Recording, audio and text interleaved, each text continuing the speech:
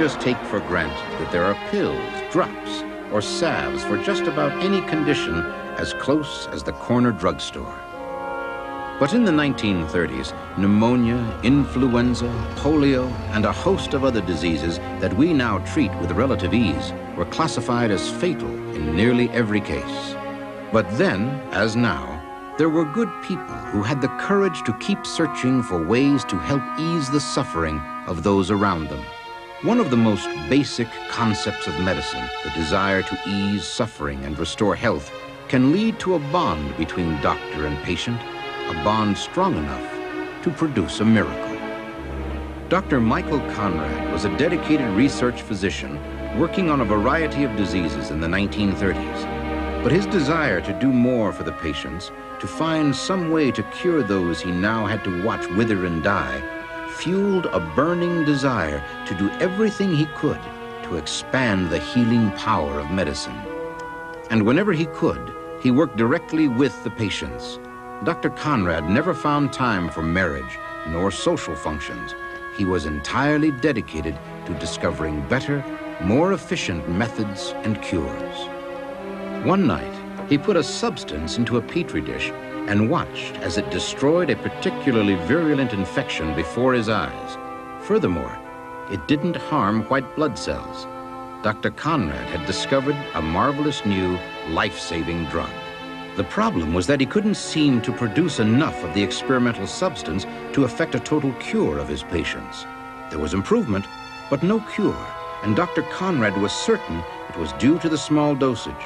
He spent hours treating patients with the drug, but the solution to the substance's growth continued to elude him. Still trying to cure the incurable? Why don't you get out in the sunshine sometimes? Get some fresh air.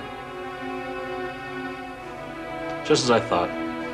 I'll come back later. At the end of each day, when even the sympathetic and dedicated hospital administrator was ready to go home, Michael Conrad stayed in his laboratory. Dr. Conrad was by nature a loner, but lately he'd found himself noticing another who, much like himself, seemed to spend most of her time alone too. This nurse was completely devoted to helping ease the suffering of others. If everyone were as nice and helpful as you, this would be a wonderful place. Thank you, Doctor. Since the death of her husband from influenza, Rachel Gibbons had been raising her son Billy by herself. Now, in the midst of the Great Depression of the 1930s, Rachel considered herself fortunate to have any job. But having a job she loved was even more of a blessing. She considered herself very fortunate indeed. And it showed, both in how she carried herself and how she treated her patients. Okay, just rest for a little while. The strong feelings that came over Dr. Conrad each time he encountered Nurse Rachel was something quite unfamiliar to him. Things that couldn't be put under a microscope or otherwise measured normally made him very uncomfortable. But in this case, the feeling was quite welcome. Here you go. Perhaps he thought Linda, it was time he began to share his life and dedication with someone.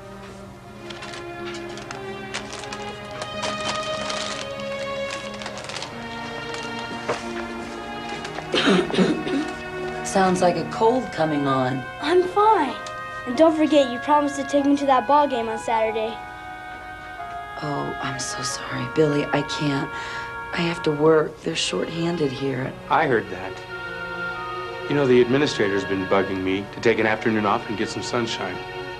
And I haven't been to a ball game since I was about that high. Would you like to go to the game with Dr. Conrad? Yes, ma'am. Thanks, Dr. Conrad. That'd be swell. He feels hot.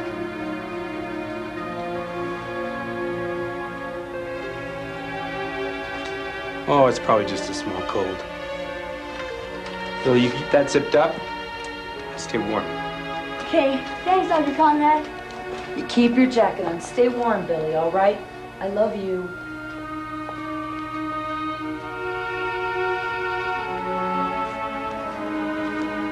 It's great of you to take him to the game when I'm working here. Well, I'm trying to make points with his mother.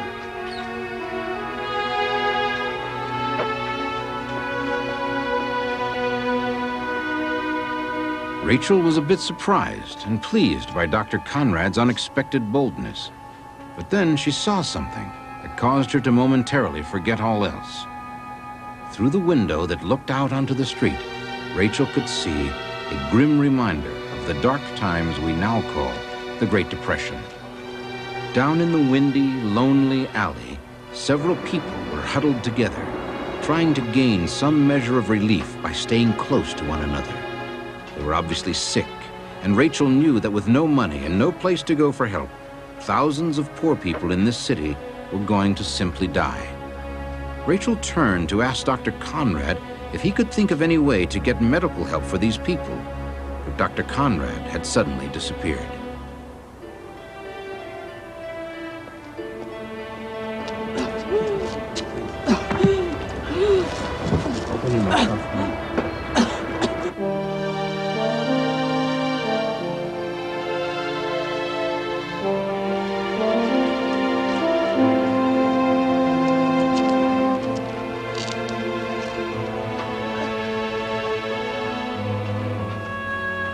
You sent for me. What's the problem? His temperature's back up to 101.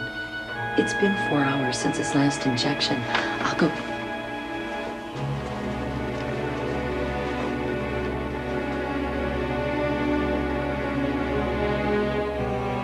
There's no more medicine. I can't get the mold to grow fast enough. Just keep him warm. Lots of fluids.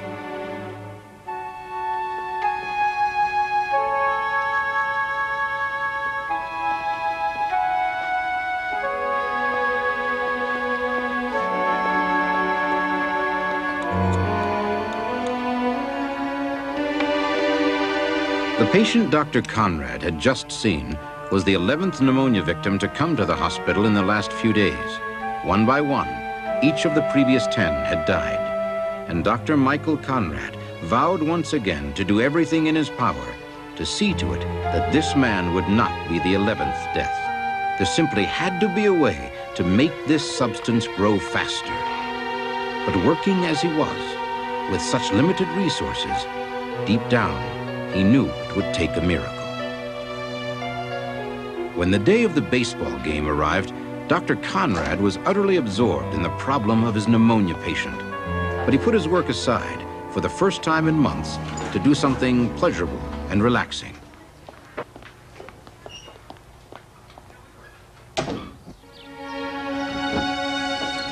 Oh boy, that was one of the best games I've seen in a long time.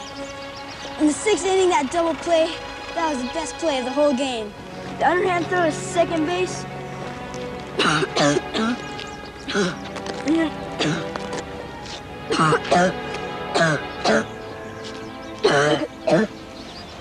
doesn't sound good at all, Billy. That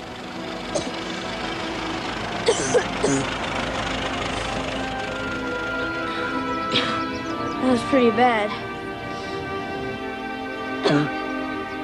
I think we better get you to the hospital. Breathe in, please. And out. In. And out. Again, please.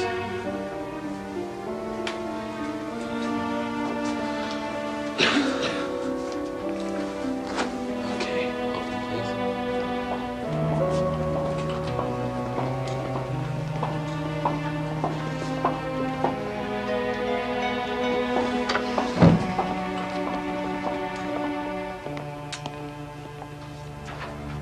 It's okay, Doc. You did all you could do. It's not enough. It's just not enough.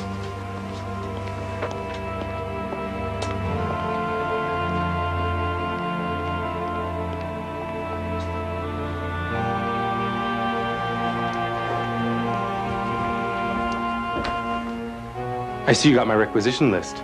These are very expensive chemicals. I'm so close to a new drug. If we just had what we needed around here, these people wouldn't be dying. With just a little money. Dr. Conrad, maybe you haven't heard, but this country's in a depression. Nobody currently has the money.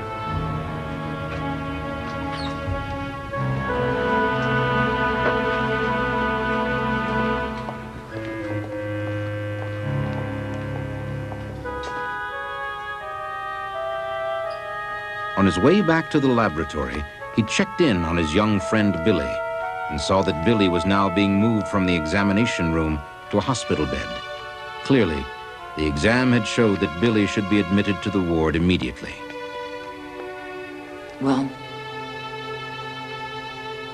I deal with it all day, Doctor. Don't think you have to be gentle with my feelings. Does my boy have what killed all those other people or not? Yes, he does.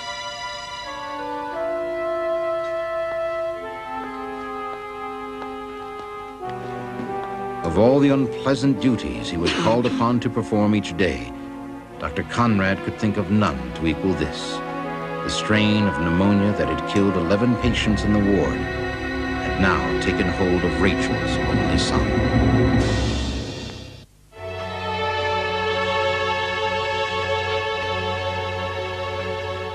As the days went by, Michael Conrad grew more and more frustrated. Watching any patient die of pneumonia was difficult enough. But now, he shared all the suffering of a 10-year-old friend who had never lived to be 11. What was worse, he felt the cure was all but within his grasp. All he needed was more time, or a miracle.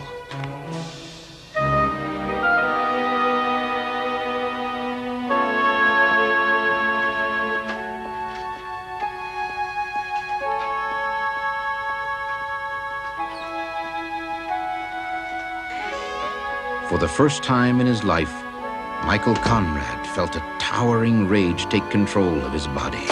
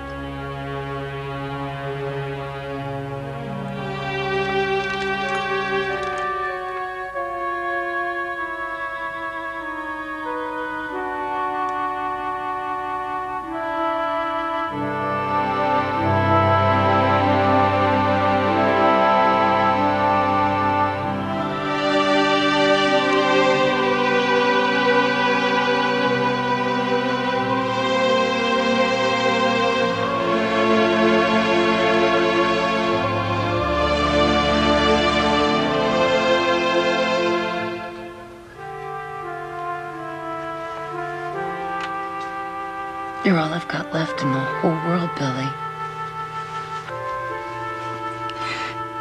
Please don't die. I need you.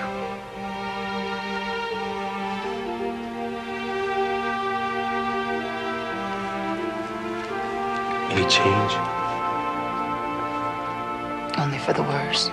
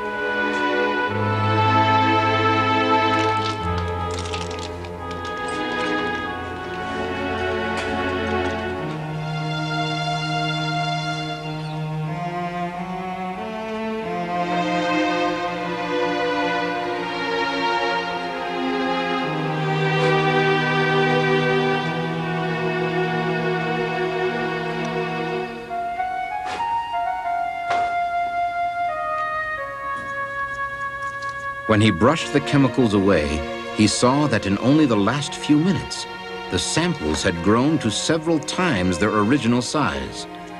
Miraculously, he had found the secret to making the substance grow. Nurse? Nurse!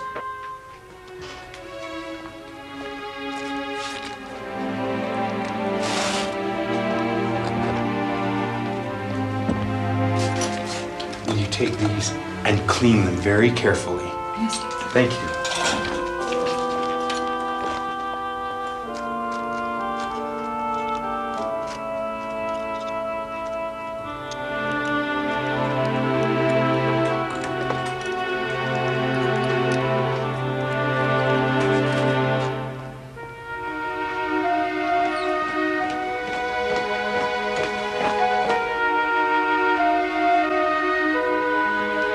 His pulse so weak. Here, we must hurry.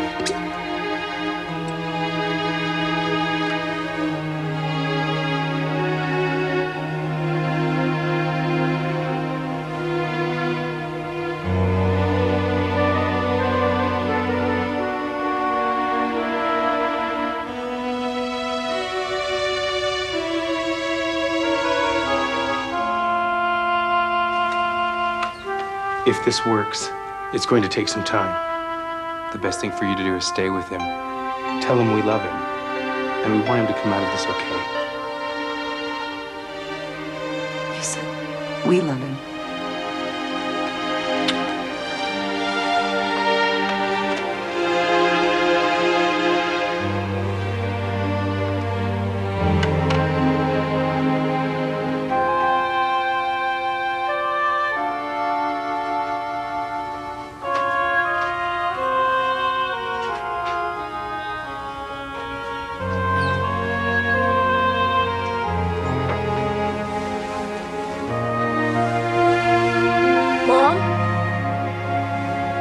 Mom!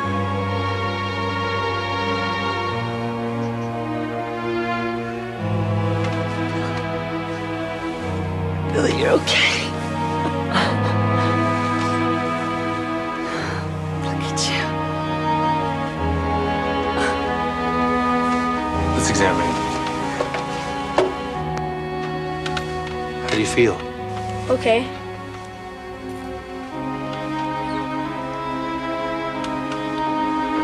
Inhale for me.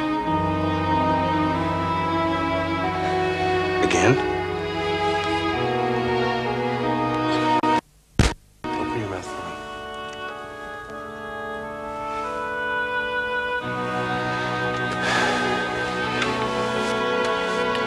It worked. You did it.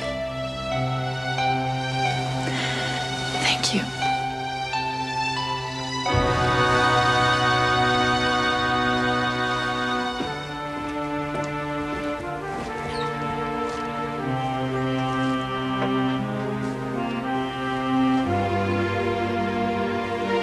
I guess a congratulation is in order. You did it. But how? Well, you know I've been experimenting for some time, and I just couldn't get the mold to grow. Then,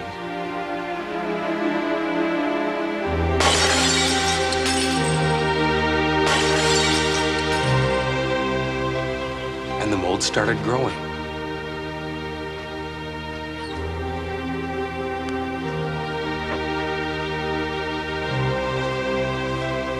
By the way, what are you going to call it?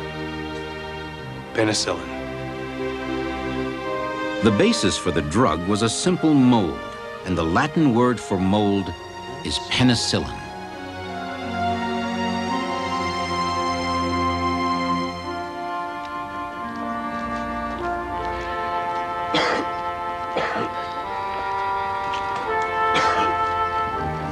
Today, penicillin is one of our modern medical miracles. It has saved millions of lives in the half-century since that night it first saved the life of young Billy.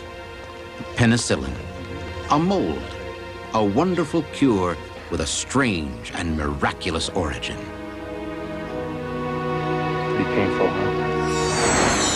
Well, it was nothing short of a miracle. The fact that I arrived there at the hospital the same time the doctor discovered penicillin, and nowadays everybody takes those drugs for granted, but back then it was all new and all guesswork, and it just makes me a part of history. The fact that I was one of the first people to get to use penicillin, and I don't know why this happened to me, but I know there must have been some special reason.